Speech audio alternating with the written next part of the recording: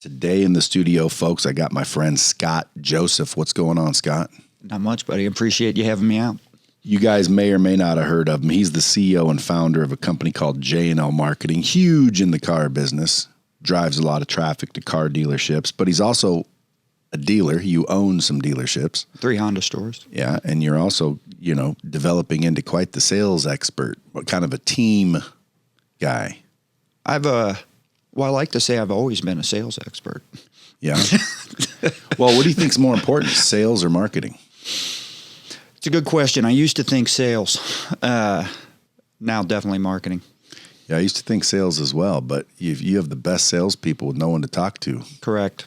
you're kind of screwed. Well, and then some people can say, well, the best salespeople know how to prospect. Well, true. But assuming marketing is where the customers come from and sales is how they're closed, which is more important? Well, if they don't have anyone to close, then sales isn't that important. And if they're not that good, but you have customers to close, you'll still do business. So I would say marketing. I would definitely say marketing. And I also think the internet has accelerated that or exaggerated that even more.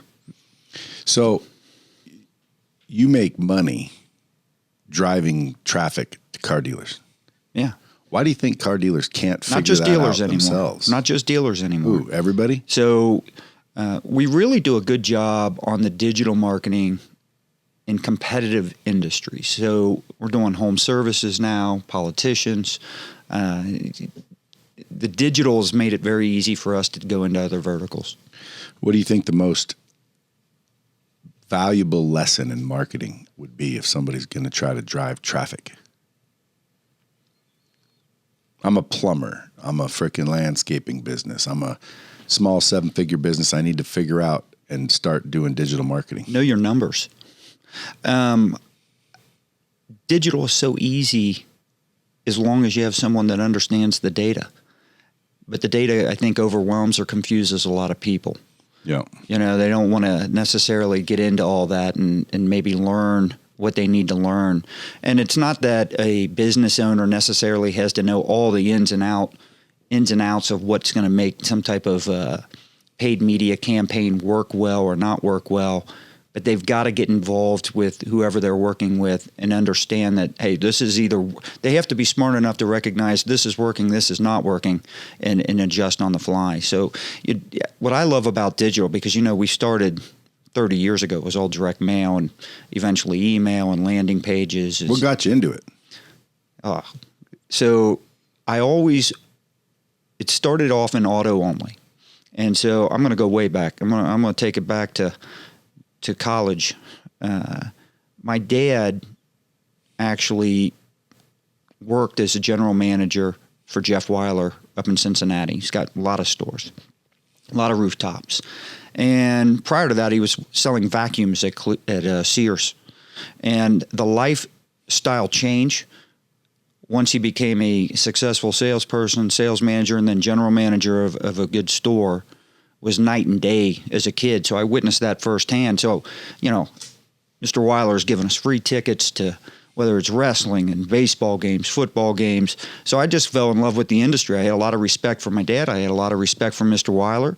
And I was working as a lot attendant for my dad's store while I was going to school. And I would beg him. I'd say, let me sell. I was 18 at the time. He's saying, no. I'm the kid. I was the only person in that store that would sit and watch sales training tapes on their lunch hour. So I'm a lot attendant. I'm not even selling. So it had bad management. I don't know. I had to dust off the tapes. I know that. It goes so far back, they were VHS. But I was watching all that because I knew this was the direction I was going to go. I wanted to follow in my dad's footsteps. I wanted to run a store. I really never even thought about owning a store at that point. I just saw, wow, he's making a lot more money than anything that and it happened very quick in that elevation. So, my dad, he's off on a 20 group. I'm at the University of Louisville, and it's about halfway through the first semester in my second year. And I'm just getting frustrated that he's not giving me an opportunity to sell. So I call one of the stores up in Cincinnati. We're in Louisville. I call one of the Weiler stores up in Cincinnati and tell him I want to interview for a sales job. So there's a finance manager who's getting ready to become a sales manager at the Chrysler Plymouth store, and Stu Lugenbuehl. And he goes, well, how soon can you get up here to interview? I said, I can be up there in an hour and a half. So we go in, we interview. Needless to say, he offers me the job. I accept. My dad and mom are out in San Francisco. I move out of the house. I move up to Cincinnati. I start selling cars. Dropped out of school. And bet your dad liked that. Dad was a pretty intense person, but they actually acted the complete opposite of what I thought their reaction would be. They probably thought I would try it, give it up, go back to school, which never happened, obviously. But I can remember 3 months in, I was just getting my nose bloodied left and right. It was obviously a lot harder than what I had thought in my head. In my head, I thought I can come right in. I've been watching these tapes for 2 years, I know what I'm doing. I can outsell. Here's what my dad's numbers were, right? I'm gonna show him I can outsell him. And 3 months in, I'm struggling. Mr. Weiler comes in, pulls me into his office, and I'm thinking, all right, let's go. I can start talking. We're going to talk about career advancement, and you're just naive and dumb when you're 19. And first question he asked me, he goes, why'd you drop out of school? And I'm just thinking, this is not the direction of this conversation that I want. So I'm talking to him, and he starts talking about, well, in 10 years, when I'm looking at you to be a potential general manager, I'm going to want you to know this, this, and this, all the things that he thought school could teach me. And I'm thinking to myself, none of that's going to help me sell more cars. But I stopped listening to him when he said 10 years. I'm thinking to myself, what the hell? I didn't drop out of school to wait 10 years to get my shot. At 19, you feel entitled and you feel like you're ready to do stuff now, right? I get frustrated with all the young people that work with us, whether it's in the dealerships or the agency now. And I think to myself, because they always think that they deserve something immediately, right? And I look back at myself and think, well, heck, I can't get too upset with them. I was probably 10 times worse than they were, and naive and thinking I was ready when I wasn't.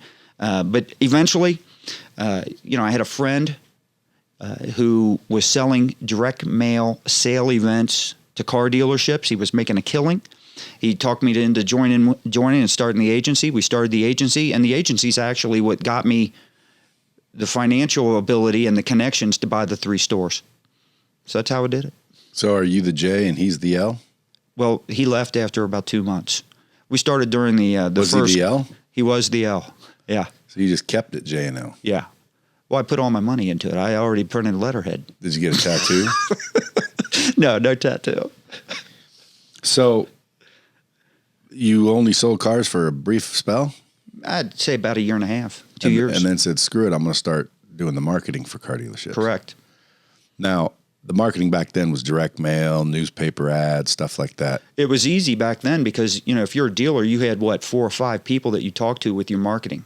You had your TV guy, your radio guy, your newspaper guy, and then they worked in some direct mail. That's all they had to work with. Now they're working with like 20, 30 people. Well, wouldn't one agency handle all that? If the store is big enough to where they had an agency to manage that, but a lot of these stores, the general manager or the dealer would work with the different people and handle it themselves. They didn't all have an agency. Are they still willing to spend money advertising? Oh, yeah. What's the average dealership spend per month advertising? Well, it depends on the market. I mean, if you're in a metro market, I will tell you in St. Louis, it's nothing for a store to put $50,000 to $100,000 a month in marketing. So $50,000 to $100,000 a month. How many of them do you think spend more than $1,000 training their staff? Probably a low percentage. Does that make any sense? No. I agree with you. You and I have talked about this before. Well, because when I used to run a car dealership, and I would have a meeting specifically about the ad we're running and the marketing we're doing, the sale or the weekend or whatever was 1,000 times more successful. Customers were happier, grosses were higher, Yeah. But if I forgot or didn't have time to have that meeting, which happened plenty of times, it didn't go as well. Yep. You know, so in my mind, it's like, why do car dealers specifically spend 50 to 100 grand without a blink of an eye? But when you tell them to spend $1,000 a month preparing their staff to manage that traffic, they look at you cross-eyed. Who runs your dealerships?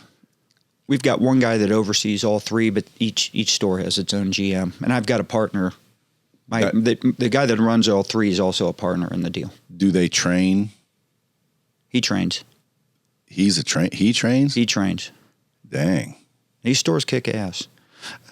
Do they train on a regular basis? Brad, I don't get involved in that level. I'm just curious because most dealers don't. And, No, they don't. And what they do is they say, "Hey, go show them what to do." And they'll hire damn near anybody. Correct. Which makes no sense to me. Yeah. But because they're making so much money, you have a license to print money when you're a dealer. I feel like the auto industry has grown a lot, especially in the last 10 years. I think there's this new wave of general managers that treat it a little bit more like a regular business and might have some structures or some processes in place. Their onboarding of new employees is much better, right? The way they nurture people and grow people, I think all that has improved versus when I first got into it. Yeah? Yeah. Then it's been, because I got out of it probably 2005. Yeah. When I started LightSpeed in 2000, I had to go get a job running a car dealership just to make enough money to keep this place's lights on. Most people don't know that. I worked at Honda, as a matter of fact. You have Honda dealerships. Yeah, 3 of them. So it was a Here in town. It was a Sonic automotive dealership. And ultimately, they were doing about $120 a month, new and used. Yeah. And so my buddy was the GM, and he said, come on, man. Come be my GSM. I said, dude, I'm running this business. He says, dude, come on, man. Just try it out. Come on. I need you here. So the first day I show up, I say I'll do it for 1 year. The first day I show up, my first job was to fire the current GSM. Like, how uncool was that? So long story short, within 3 months, we're doing 350, 400. He says, holy shit, dude. Yeah. How'd you do it? I trained the people. I made sure we knew where the traffic was coming from. I made sure everybody turned every customer. I didn't do anything miraculous. I did the basic fundamentals.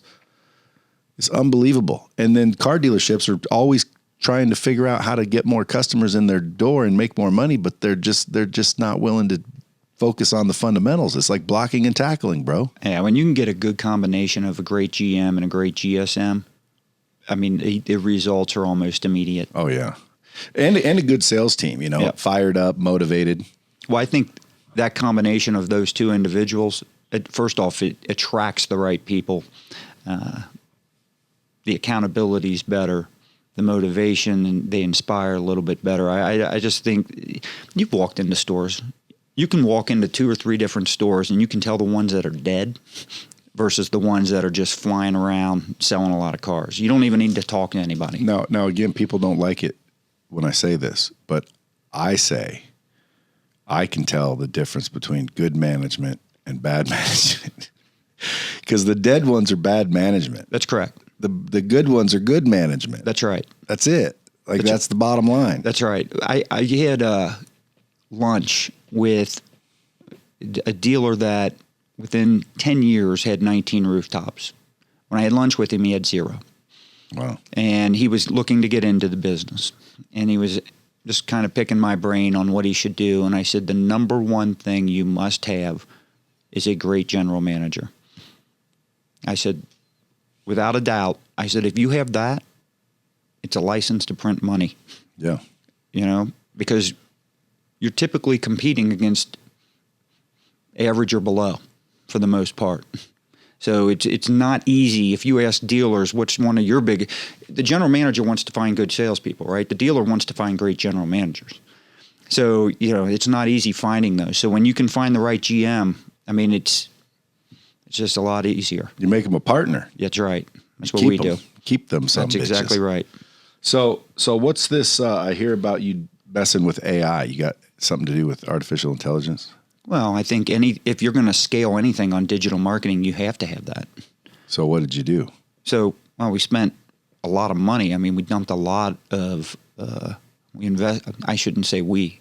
I invested a lot of money making sure that there were things that we could do that was scalable. So when we started digital marketing, we had to do it was a pretty strong pivot. I had salespeople making a lot of money doing nothing more than selling direct mail sale events. And trying calling a dealer saying, hey, I've got some direct mail to sell you. And, you get ghosted pretty much 90% of the time. It still works, though, doesn't it? Works better today than it did back in the day. Yeah, so why are they ghosting you over direct mail? Because they don't want to hear about it. It's not sexy. It doesn't sizzle. All right. So digital marketing, we still sell it. And if a dealer needs showroom traffic, that's the number one thing that will work. And it works great because there's no competition in it. You just invent some sort of campaign like, try the key on the... No, we don't do all that shit. Well, what do? I mean, I get mail at home that says you get this and that from Ford, and I'm not going to Ford. Doesn't work on me. No, ours would work. Ours would work on you. What are they? Who makes them up? So we write our own copy. You have to think about, all right, so for direct mail, think about coming back. I don't know, do you still get your mail? Or does someone else? Who gets your mail? Well, here. I mean, at home. My wife. All right. So she typically goes out to the mailbox or wherever she gets it, right? And she brings it back. And 20 years ago, you're coming back with a stack of mail, probably 12 inches high, right? Big stack of mail. And so today you're only competing against 3 or 4 things usually a day. And so you're coming back, but either way, you're coming back and you're looking at this mail over the garbage can. That's right. All right. And you are going to sit there and make a decision real quick. It's either going in pile A, stuff I'm going to open, or it's going in pile B, stuff I'm not. And so pile A, all right, what goes into pile A? Things that are personal, things that are important, all right? Not things like keys that, taped to a mail piece that look like junk mail. That typically goes in pile B. So what you do subconsciously as a human, in about a second and a half, you look at 4 or 5 things on that envelope or that mail piece to determine which pile you're going to put this in. You're first looking at who's it to. Yeah, if it says or current resident, dude, instant pile B. Correct. Or they use your initial. They use something to where you can tell this isn't personal or really important. They got this off some database that just found me somewhere, right? So that's pile B. But if it's spelled correctly and it's accurate and it's the same type of, it's addressed to you in a way that a personal communication and or important business type of communication was be addressed to you, all right? So you pass that step. So you're also asking, who's it from? So you're looking at the return address real quick. All this happens in a second and a half. You're sitting there looking at the return address. Who's it from? So typically you want to be somewhat vague there. You don't want to sit there and scream and make Promotion it known. Company. Correct. You're looking at the postage. You may not think you do, but you look at the postage because if it's bulk braided, if it's not first class, you know that is basically junk mail as well. So you have to disguise that. You're looking at the teaser copy, trying to figure out what's this about, and then real quick, everybody looks at it. And once they look at those 4 things, then they flip it over and look at the back. And after that, you're making a decision. Second and a half, boom, pile A or pile B, and you're moving on. So the key is to study the data and track what's getting open, what's not, and make sure you design that stuff to get in pile A. That doesn't sound rocket science. Track the data. Who's got the data? It's all marketing is. We got the data. So that was one of the first things that separated us. And that's what we incorporated when we brought it. That's what I love about digital. Finally, the data is so much easier. We grew up tracking data when it was hard. So, one of the things, I got tired of calling dealers back in the day doing direct mail, and some of them would have these great events, some of them would have bad. And so I started thinking, I've got to have something to defend myself when these dealers tell me they didn't sell any cars.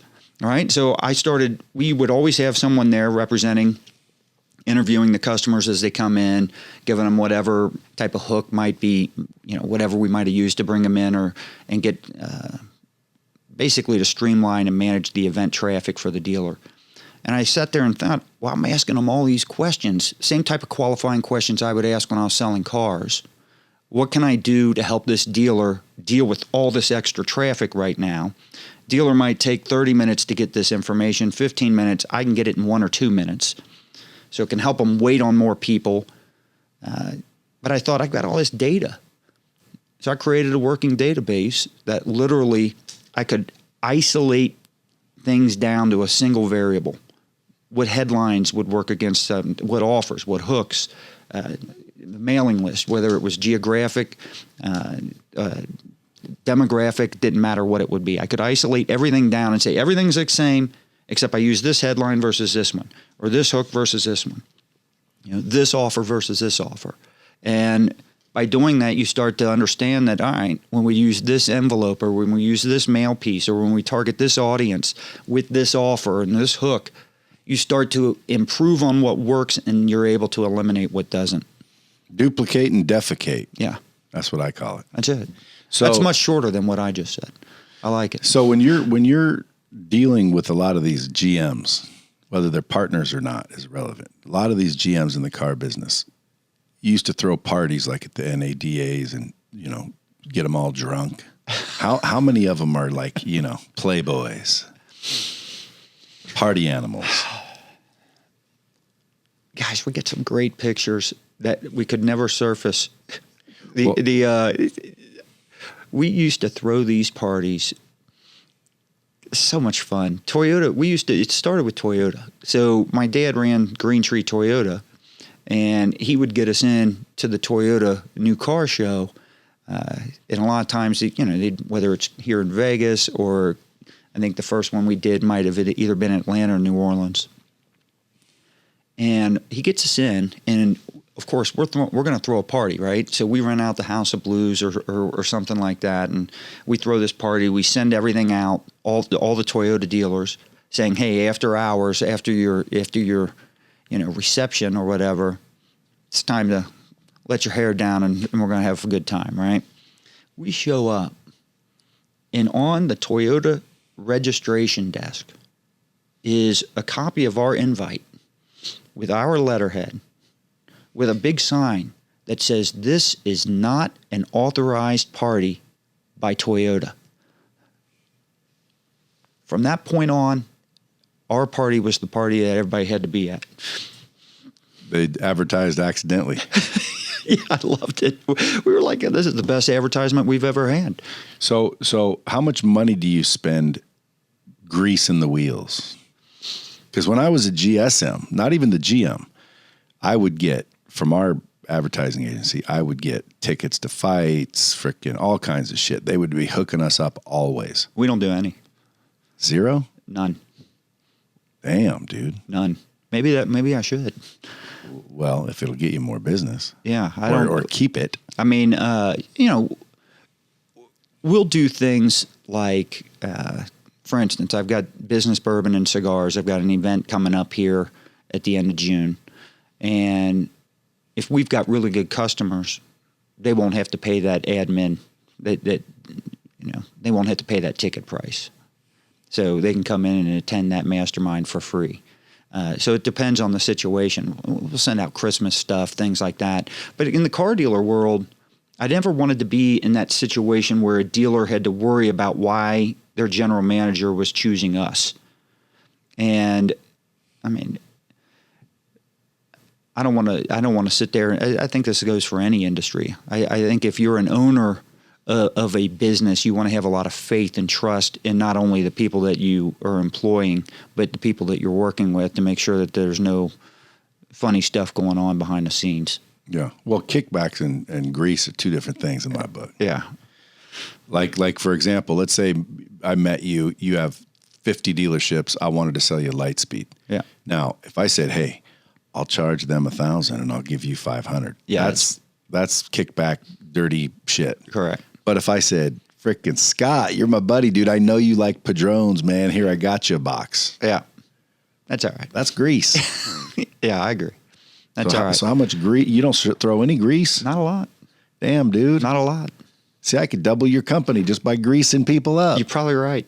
You can go out and get all kinds of new accounts. Yeah. There's people sitting in those chairs that determine what company gets that 50 G's. Yeah. And if I like you better, dude, you're getting my business over somebody else. Why? Because if someone from J&L Marketing walks in, somebody from such and such marketing walks in, you're pretty much, in my opinion, you're pretty much, you can both drive traffic. What's the difference? What's the big differentiator? Well, there needs to be one. Number one is the grease. Yep. Scott, man, he hooks me up. I'm going with freaking J&L. Or, well, this other one will train my team on the events. So there's always higher conversion and ROI. So I'm going with these guys. Yeah, we're the latter. You train them? Oh, yeah. So that's part of the things. In terms of when you're going back old school and you're going back just to these to the events, a lot of what we used to do, we still do. I mean, just doesn't represent the same percentage it used to, right? That has to be something that differentiates you from someone else. So we had three things that really separated us from everybody else. One was the data, all the tracking, being able to eliminate what doesn't work and improve on what does. The second was the prep work we did, the training that we did ahead of time, because we learned very fast that the better prepared I could have a store for these events, the more successful they were. And the more successful they were, it was a heck of a lot easier re-signing these people. And then the third is just the support we would do during the event. Sending the person there that's well trained to help organize everything, because the car dealer has too much to work. They don't want to have to. They want the training and the setup for whatever they're doing. They want it done for them. They want the organization of the event. They want that done for them, right? And they don't data and trying to understand all that. That's not it's not their core competency. So they don't want to mess with that. Yeah, they don't want an education. No, they just want an execution. Correct. So you're going to say that at the next business bourbon. What was it? Business, bourbon, and cigars. Nice. You should fly in for that. Any females show up for that? Yeah. A lot of cigar smokers? We've got a lot of cigar smokers. We've got a cigar roller that'll be there. You need to come into Louisville and check out this new club. And I joined. I'm invested in it, actually. Louisville Thoroughbred Society. So it centers around horse racing, but we've got Prohibition bourbon. I mean, we get bourbon bottled back in Prohibition era and literally got the medicinal labels on it. Cigar humidor is phenomenal. Cigar indoors. They found not a loophole, but a way to get us a nice enclosed. In Vegas, you guys get to smoke indoors. Yeah. In Louisville, it's a treat. And it's one of the only places that you can do that. It's first class. Yeah. And so we're gonna be hosting this event there. And then we're doing the bourbon tours as well. How many people come to that? It's a mastermind, so it's a small group. I think the room holds 48 people. So when you're cutting up or doing the numbers every month, you get the P&Ls.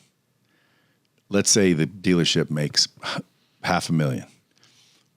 Is there a percentage that the owners take every month, or is that just operating capital for more next month? So I'm sure every store does it differently. In the stores I have, we just pay out once a quarter.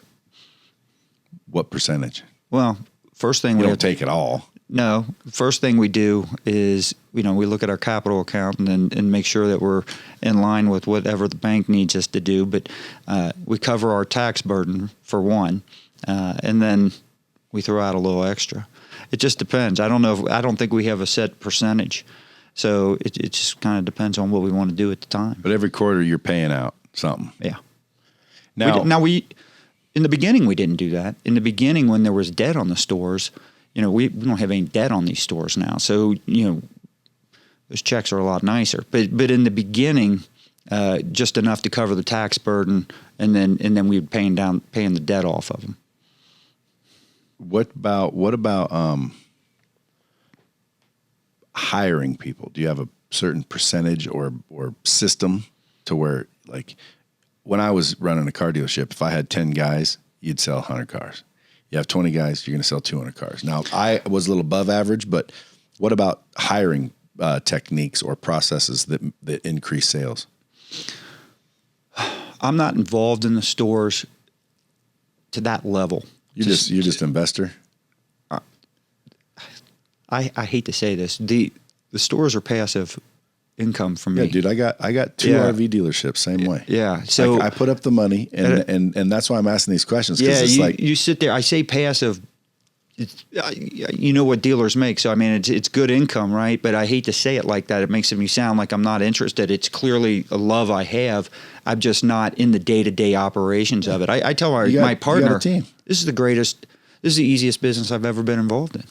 So I say that jokingly. I know it's not easy, but I'm just not outside of the vision of the company in terms of what I would love to see the culture and then the vision of the marketing.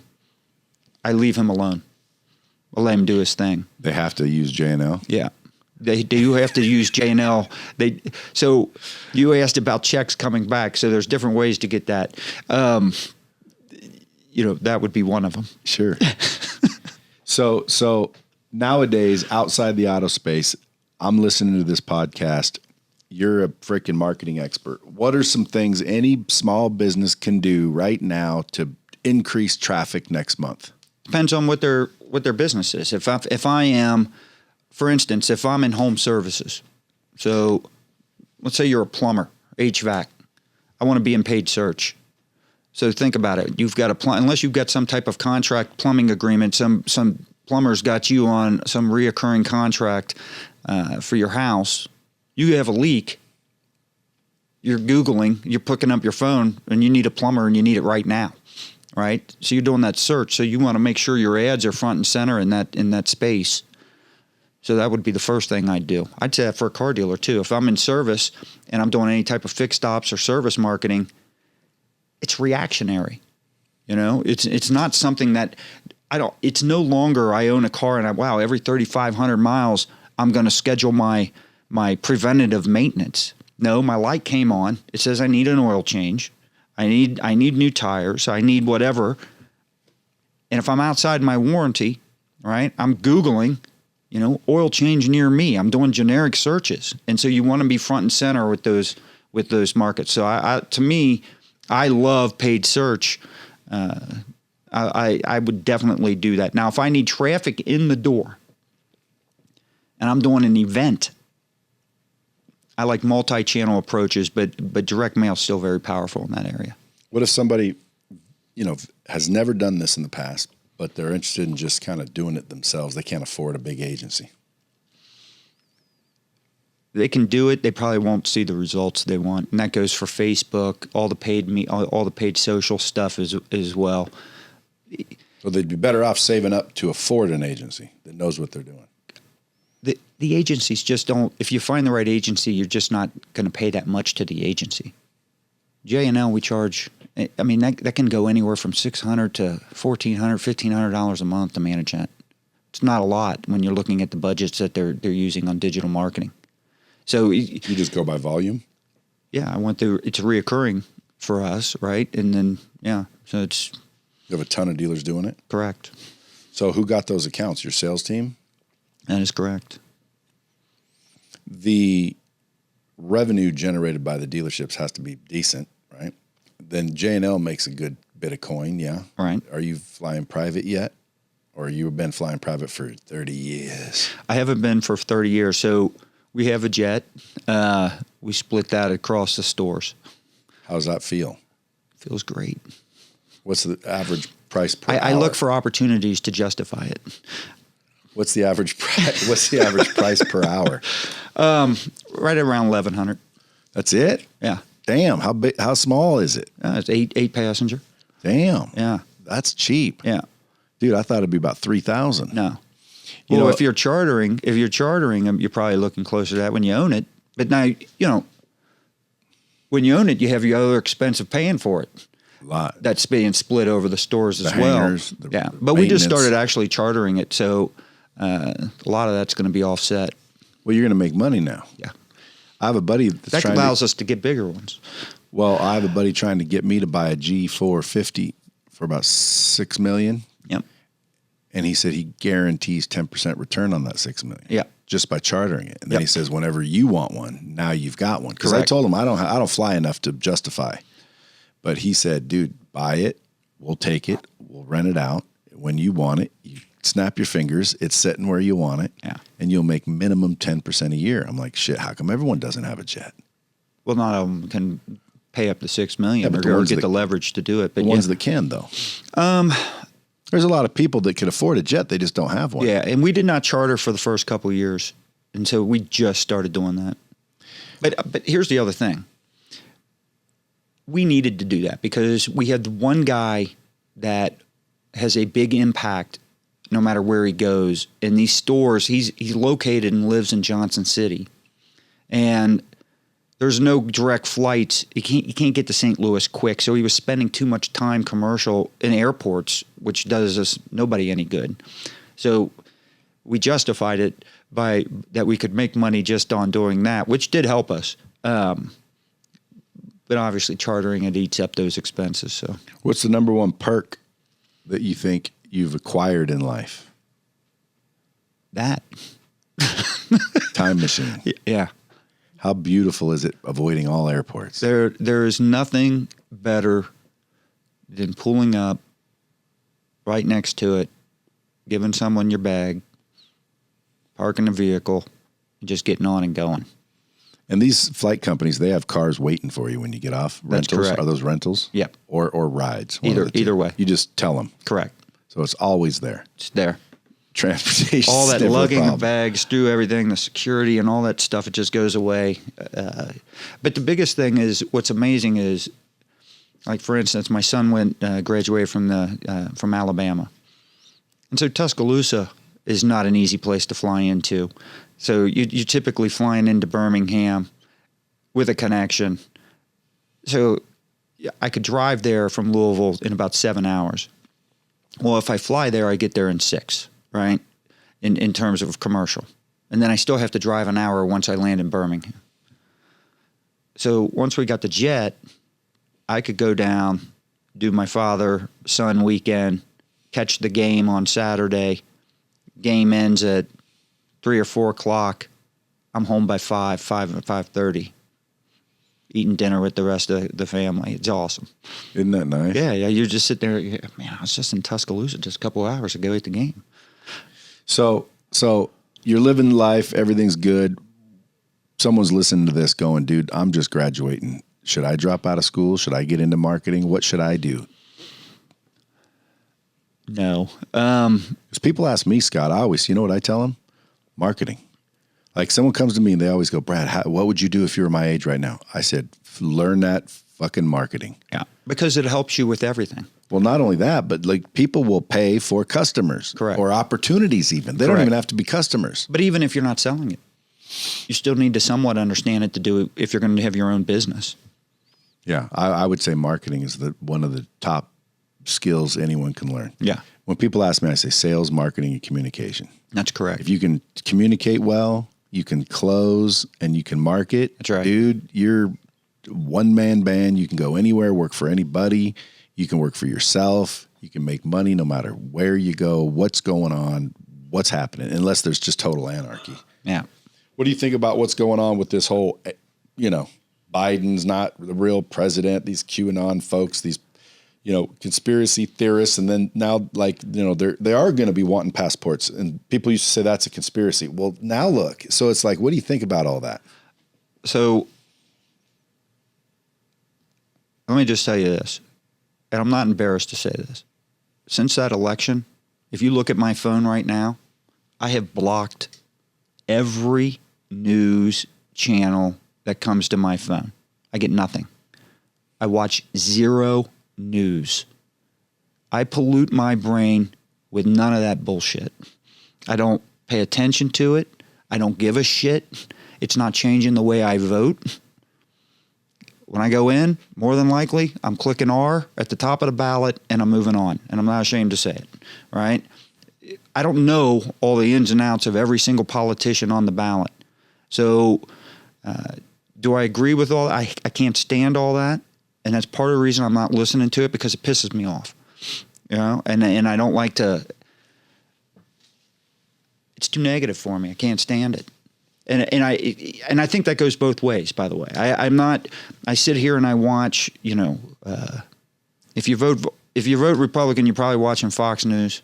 So I watch that, and I think they sell me, and they put up their headlines to stir me up, no different than CNN or MSNBC does it to their audience, and it's all extreme one way or the other, all designed to just get people to listen and pay attention. And I think we've got a real disservice when you can't trust the media just to report the damn news. And I think that's where we're at. Yeah, agreed. So I can't give you a great opinion of it because you already did. Block it out. I can't stand it. Yeah, but block it out. That's the best news regardless. Yeah. I mean, that's the best option. You gotta protect what's going in the head. That's correct. Out of all the shit you've learned in life, what would you say are the top 5 things to be successful? Top 5 things. I think the first thing is you kind of just said it. I think you've got to control what you put into your head. Mm-hmm. So there's a lot of different ways I think people handle that, right? Affirmations, and you can sit there and say, avoid negativity and all that stuff. For me, it doesn't matter what you do. There's always going to be things that may give you a little anxiety, may give you cause for concern, worry, things aren't going right, whatever it might be. So for me, the questions I ask myself probably are the number one tool I would use to help me. And the reason that's important is because I want to have a belief system that's empowering, not limiting. And the only way I can control that is to control my think. So, if I have a situation that is a big problem and I've got to deal with, let's take COVID. All right, let's say we're in mid-March and all of a sudden you're being told you got to shut your business down and no employees can show up and everybody's in quarantine, right? Well, you can sit there and panic and worry and accomplish nothing, or you can sit there and say, all right, where's my opportunity in this? What's not perfect about this situation right now? There were a lot of opportunities that came from a very bad situation. And I think a lot of people, I think, did a really good job. I mean, if you're a car dealer right now, you could have, in last March, they were all panic. They're selling off their inventory. Now they're wishing they didn't. Right? They wish they would have just kept all that. They're laying people off and furloughing people left and right. Well, heck, it didn't slow them down. They're all doing better. And now they're out of cars. Yeah. Car business is booming. Correct. Every dealer I know says they can't keep it. I just ordered an F8 Tributo. Yeah. I called around the country looking for an F8. No one has one. No. You got to order one. Correct. And you're lucky to get one. That's right. It's like, dude, Ferraris? Everybody's out of work, supposedly. Ferraris? Yeah. Hondas? Dodges? Doesn't matter, dude. They're out of inventory. That's Used right. cars are through the roof. And it's not just cars. Go try and buy some nice outdoor outdoor patio furniture. You can't get the cushions. Is it because the world shut down for a minute and there's a lull in inventory? I think there's a backup, and then they don't have the labor force to ramp things up as fast as they want. But going back to your question, what are the top 5 things? The first thing is controlling your belief system. Because here's the way I look at it. I know you got a good client, Anthony Robbins, right? And so he's got something that I take this from him. I actually learned this from him. You can either start with your result and let it impact your belief system, all right? Or you can start with the belief system and let it impact the result. And I start with the belief system. When you have an empowering belief system, or I should say when you have a limiting belief system, you really tap into less potential. You're not going to take when you tap into less potential, you don't feel as confident, or you don't feel like you're going to get the end result you want. You take less action. You don't make as many calls, right? You're lazy or whatever it might be, which impacts your results. You get worse results, which reinforces the limiting belief. But when you start with an empowering belief system, you tap into more of your potential. You take more action. You typically get better results, which reinforces the empower. So you can either choose to go down that downward spiral or go up, right? So I think controlling your mind, your belief system, by far number one. I think you got to have the hustle. What's number two? The hustle. None of that knowledge doesn't mean shit, you know? And were we allowed to say these words on here? Yeah. All right. So knowledge doesn't mean anything, right? How many people pay for courses? A lot. Right? And they want all this knowledge, and they have this knowledge, but they never integrate it. They never do the hustle. They never apply it, right? So I want, I think the hustle and just making sure an integration, the execution of whatever knowledge or idea that you have. I have to say that's second. Third. Going deep. Does it even need to be more than two? Yeah. All right. Third. This is coming out at the top of your head. When someone asked me the other day, what are the things someone needs to be successful? And I sat there and thought about it and thought about it and thought about it. I think you have to I think you have to be associated with the right people. I think who you surround, relationships. I think, I'll tell you what, Brad, for 10 years, I wasted 10 years of my life, and arguably some of the more successful years of my life, but I still feel like I've wasted them because I isolated my business. And I love this because you and I have talked about this before, and you're saying I can grow a lot faster with great relationships and all these different businesses. And I took the other approach to that, thinking, oh, I can bring that in-house. I can do this. I can do that. It's such a long way to do it. But the relationships you form with people can help you explode so much, so far past everything that you've already accomplished. And to me, we're on Clubhouse. We're in a lot of sometimes in the same rooms. We know a lot of the same people. Being exposed to these people, not just the connections that they can provide, but more importantly, just the knowledge and the information that they're able to give you. I think that's priceless. And it's relationships and who you associate with. And quite honestly, if you're associating with the right people, the right people aren't putting shit in your head. Yeah. They're putting all the right stuff in your head. What's the next one? And here's why I'm asking, because the answers I got out of my head are right here. As you're going through these, man, I'm checking them off. Why? Well, how did two people that have never brought this up and discussed this saying the same shit, two successful people saying, here's how you be successful, no matter who you are. If someone's listening to this podcast, they understand what you just said, control what goes in your head. I put mindset, same thing. Okay. Your mindset, are you scarce? Are you abundant? Do you have that scarcity mindset, that limited belief, or do you have that abundant mindset and that abundant belief? Control what goes in your head. That's what controls that. Discipline. Yep. Habits. The habits you have literally will determine where you go in life. Your habits drive your results. Agreed. Your relationships are critical. I think that's the new currency. Yep. Your skills, you got to have skills, man. What skills? Sales, marketing, and communication. It's like Tim Hardaway, I think. Got to have skills. Dude, listen, I did take, what caused me to start LightSpeed is I took a dude from the lot bay, a porter. I took a lot attendant, turned him into a closer within a couple of months, watched him go from minimum wage to 10, 15 grand a month coming in, watched his family bloom, watched his whole life change. Good dude. And I thought, man, I need to do that for more people. So I started LightSpeed so I could start training people because I witnessed the impact skills have on somebody.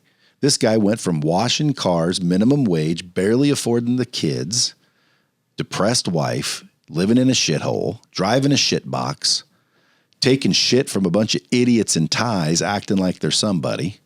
Because boy, we treated a lot of tenants like assholes sometimes, Hey, grab that jump box, get over here, get your fat ass back there and get your own jump box. But at the end of the day, dude, I applied some training, watched them develop a skill, one of the three that you need: sales, marketing, communication, which is all sales really, but boom, made a massive impact. Skills matter. What skills do you possess? Do you know how to market? Do you know how to run Facebook ads? Do you know how to retarget people? Do you know how to freaking use pixels? Get those skills. You know what I mean? Yeah. So, I mean, I could go through all mine, but I want to hear yours because, dude, you're we've saying the aligned same shit. The exact same. And I'll bet you if we lined up another 20 successful people and just randomly asked, they're going to touch on these same things. When is someone going to understand success isn't hard, it's a choice? So during COVID, we're working from home. This is the agency. And I thought, well, I want to make sure we keep our teamwork. So we're doing Zoom calls once or twice a week. We're watching a motivation video. Then we're kind of sharing our own experiences. I didn't want to keep it as much on the skill set as making sure that everybody's mindset. I wanted to remove as much anxiety about what's going on here, especially in the beginning. And I wanted people to feel good about where we were headed and everything's going to be all right. And we're watching a lot and I let them choose the topics. So motivation was always kind of in the top three, right? So we watched a lot of motivation videos. And eventually they stopped picking those, and their feedback was, well, they're all saying the same things. And I replied, I said, well, guys, the knowledge is irrelevant. I said, at some point, if all these highly successful people keep telling you the same thing, at what point do you start applying it? They're giving you the formula. But you got to have the drive and the ambition to do it. You got to have the focus and the self-discipline, right? That's the discipline. That's right. Well, I told you I did that 75 hard challenge. I started in mid-January. And I did it not because I wanted to. I knew I was going to lose weight on it, and it was something that motivated me to do it. But it's not the number one reason. The number one reason I did it is for my mental focus and my self-discipline. I knew if I could follow that program for 75 days, it would help me in that area. And the reason that was important to me is because I have a short attention span. I get ideas. I'm all over the board. So when you have something like that, you don't always finish everything you start. So, I'll put that as a fifth one. You've got to finish strong. You've got to, if you've got a great idea and it's been tested and it can either improve an efficiency or a process, or maybe it's a product or a service that's good, or a company idea, whatever, business idea, whatever it might be, you still got to execute. You guys got to finish it. So one way I plan my day, all right, I start every day with, first off, I write the date. I write the date down. I got this from Donald Miller. I'm sorry. I write down, the first thing I do is write down 4 things that if I had to live today over, what would I want to do more of, or what would I want to look back and say I didn't sacrifice? And the very first thing is I write pray more. I write finish strong. I write focus. And I write build relationships. Those are 4 things that I don't want to look back on the day and say, I did a really bad job on these 4 things. So focus and finish strong are right there in the middle, right? But praying and then building those relationships are critical to me. I write down what I'm going to enjoy if I accomplish what I need to accomplish for the day, whether it's exercise, spending time with my kids, my wife, whatever it might be. I write my appointments for the day. And by the way, I find out that the fewer I fill out that section, the more I get done. I write down my to-dos, what my life mission is. And by the way, those first 4 that I write down, they rarely ever change. But then I write down my 3 projects I want to get done. I rarely get through all 3. Usually I accomplish 1 or 2.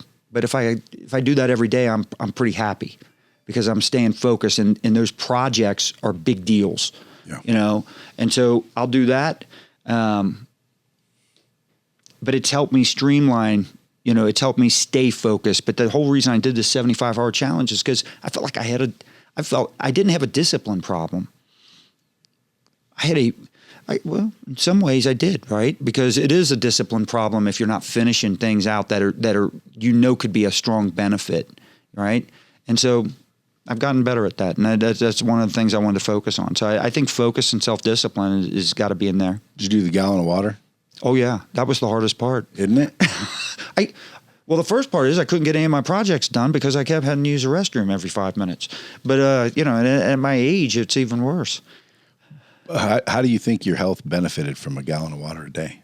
Well, I lost 36 pounds. You think a gallon of water helps? I think because I'm past the 75 day. I'm down to I try to get 100 ounces now. I don't do the gallon, but I'm not working out twice a day either. I'm working out once. So that program is not sustainable for me moving on, but the habits that it formed, I'm still reading my minimum 10 pages of self-development every single day. I'm still doing 100 ounces, which is well above with that typical 64 crap that you hear. I'm well past that every day. I'm still exercising now every day. So there's a lot of things I've taken that have formed really good habits. But I think the water's important, yeah. I can tell you this, when I don't get to the 100 ounces or close to it, I can feel it. I feel a big difference. Yeah, I keep telling people, like, the one thing I need to start doing more of, that's hydrate. But hydration, especially out here. Hydration is mega important. Yeah. It'll operate. It'll speed up brain function, energy. It'll flush toxins. It'll prevent, terminal illness. Yeah, there's times I was 11:30 at night, and I started this thing January and February, and in Louisville we don't have the weather out that you have here. I mean, I could have 5-6 inches of snow on the ground, and I had to go exercise. You weren't allowed to do it in the garage. Outside. Yeah, I had to do it outside. 45 minutes outside, 45 minutes inside. I couldn't stack them, so I couldn't just block 90 minutes straight and do an indoor-outdoor. I had to separate them. So it really helped me plan my day and not just sit there and wing it. Because, the last thing I want to do is have to drink 100 ounces, 128 ounces of water right before I'm going to bed. So I planned everything. What was the water planning? The water planning was get as much of it in early so I could sleep through the night. I try to drink, like a half gallon in the morning workout. It's hard, dude. Yeah.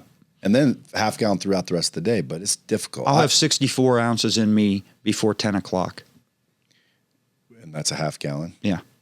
So, folks, listen, you heard a lot here. Number one, the last 20 minutes, I think, if anyone applies, it's going to be a life changer. Hydration, key. What's going in your head, whether or not you're executing, the relationships that you have, and the skills that you possess. Take an assessment of all those areas. See if it's somewhere, like, give yourself a 1 to 10. Is it if it's not above a 7, man, focus in on those areas. Information's everywhere, and frickin' dial those in, and I'll bet you anything, dude, you spend the rest of your life grateful that you heard this podcast. Yep. And even if you're not, share it out with somebody that is. Someone might be needing this, bro. Share it out, sis. Come on now. Help a brother out. Rise up through the ranks. Scott, appreciate you coming out here, dropping bombs with me, sharing this with my audience. Scott's got a podcast, guys, Move, Crush, Count. His website's J&L Marketing. And if you want to follow him on IG, where he's dropping shit all the time, at Scott T. Joseph. Other platforms is just Scott Joseph. Till next time. Thank you, buddy. Appreciate it. My pleasure, man. Dropping bombs with the real Bradley. Subscribe now.